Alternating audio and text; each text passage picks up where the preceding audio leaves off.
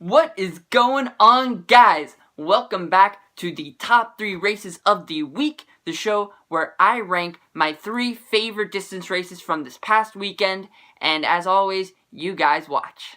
So this week we're going to do things a little bit differently. I'm going to start off with the top 3 races as usual, but after that I'm going to switch gears and talk about the Millrose Games, specifically NBC's coverage of the Millrose Games, and why I thought it was absolutely atrocious and what they can do to improve it, because honestly they need to. So, without further ado, let's get into it. Coming in hot at number 3, we have got the women's 800 meters at the Millrose Games with some of the top American 800 meter runners in the nation, including AJ Wilson. The pacer goes out a little bit too fast as she creates about a 1 second gap on the rest of the field. She goes through the 400 in 56 point with the rest of the pack at 57 point. Still a very fast pace. But going around the bend on the 3rd lap, we actually had a bit of a scare as AJ Wilson seems to trip over herself. Luckily, she managed to stay on her feet, so there was no harm, no foul. And despite almost falling, she still manages to run away from the rest of the field in a new American national record, 1:58, with Gould having a superb race, just finishing 1 second behind Wilson. Moving on to number 2, we have got the men's 800 meter final at the Millrose Games with Sawinski, Windle, Brazier, and Cerrone. Just like with the women's race, the pacer takes them through super fast, 49 point for the first 400, but this time Brazier is sticking on him like glue, with Cerrone about a half second behind, looming dangerously. Cerrone uses the next 300 meters to inch his way back up onto Brazier's shoulder, and then on the final straightaway, he kicks past Brazier, runs to the line in 1:43.98, number 2 all time. And Brazier, just behind him, breaks the American record. Remember, these two are both just out of college, so they've got a long and hopefully prosperous career ahead of them. And finally, for number 1, we have the marquee Millrose event, the men's Wanamaker Mile. There was huge hype around this race as Yomif Kajelcha stated that he was going after Hicham El Garouge's world indoor record of 3:48. And you could tell it was a scorcher straight from the gun as the field was split wide open within 2 laps. It was so fast, in fact, that the pace setter couldn't even keep up with him for the first half mile. And this is Rob Napolitano. He's no slouch. He's a sub-4 guy in his own right, as Kajelcha passes him and goes through the 800 in 1:53. And on the final lap, Kajelcha is grimacing a little bit, but he still looks strong as he's coming to the line. It's going to be very close. 46, 47, 48. Oh, and he just misses it. Yomif Kajelcha misses Hicham El Garouge's world record by 1/100th of a second. Can't get any closer than that. Well, there you have it, guys. The top 3 races from this past weekend. Obviously, they were all from the Millrose Games, but this weekend was loaded with distance races from around the country. There were meets at University of Washington with the Husky Classic. There's the Iowa State Classic. There's the BU Invitational. There was so many meets, so many great races around the country, but obviously only 3 can make it in, so I had to make some executive decisions.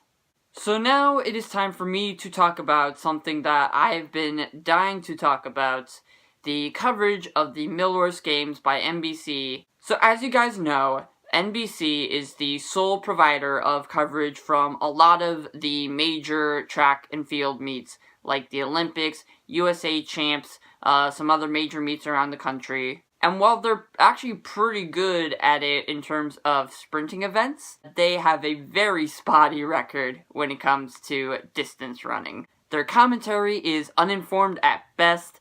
They'll only show the first place finisher. They won't show 2nd through 4th at the end of the race.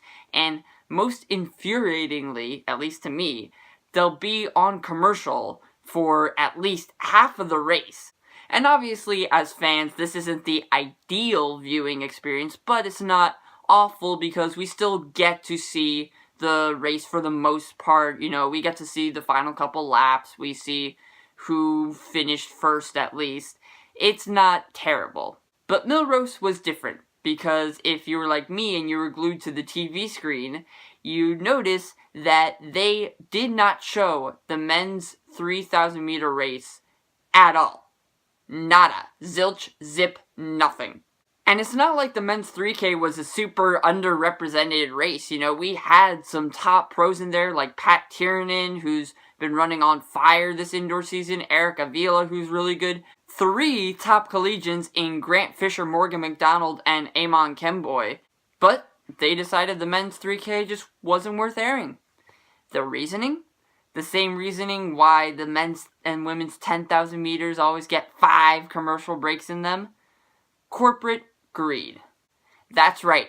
They care more about lining their pockets with dough than they do about your viewing experience. And that is not okay. Now let's break down this whole scenario for those who aren't aware. So we see the men's 400 meter race, you know, it was a fine race. And then we go to commercial. The next race on schedule is the men's 3,000 meters. So I figure, okay, they're going to show the 3,000 after commercials. Great. Commercials keep going on. Keep going on. I'm looking at the time. According to their schedule, which is accurate down to the minute, the men should have started by now. But I figure, you know, maybe they're running a little late. They come back from commercial. And what do I see?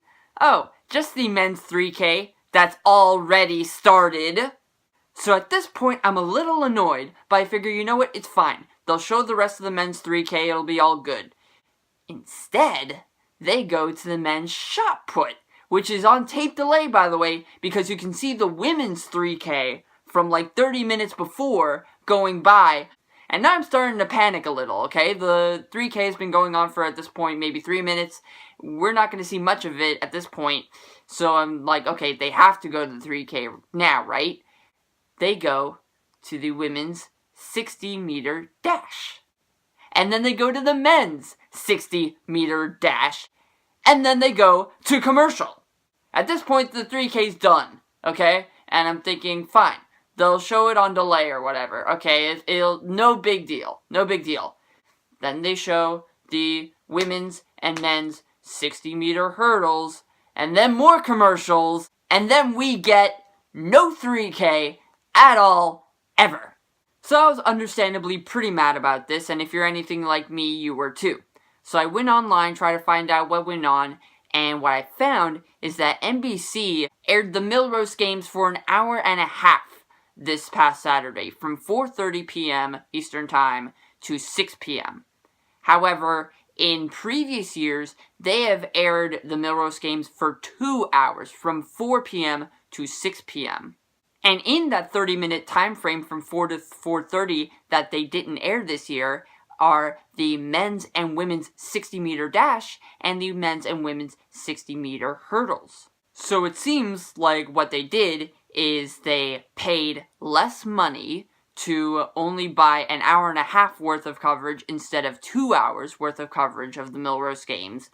And then they put the 60-meter hurdles and 60-meter dashes to, for races that they figured would do much better in terms of audience retention, given that here in America, we love our sprints and can't pay attention long enough for a 3K. They showed those races instead of the men's 3K so that they could optimize their profits from increased viewership and advertisers, and they only had to pay for an hour and a half of coverage, also that they could line their pockets with more dough. Now, I know what you're gonna say, NBC's a business, not a charity case. You know, they have to focus on their bottom line. They can't go bankrupt over trying to show every single thing, even if it's not financially responsible of them.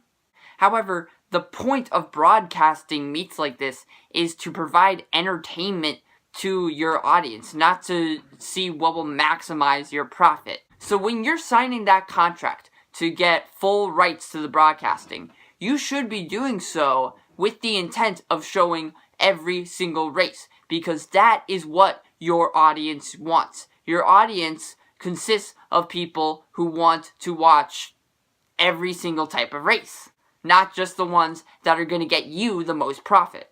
And if you can't do that for whatever reason, give up the rights to a company who can, because let me tell you, there are companies out there who would love the opportunity to be able to broadcast a meet like this. Anyway, I'm done talking and whatever. It's getting late. I'm getting super tired. This video is getting super long, so I'm sorry this one was a bit less lighthearted than the others have been, but next week we should be back to business as usual with top 3 races of the week. So until then, guys, I will see you later.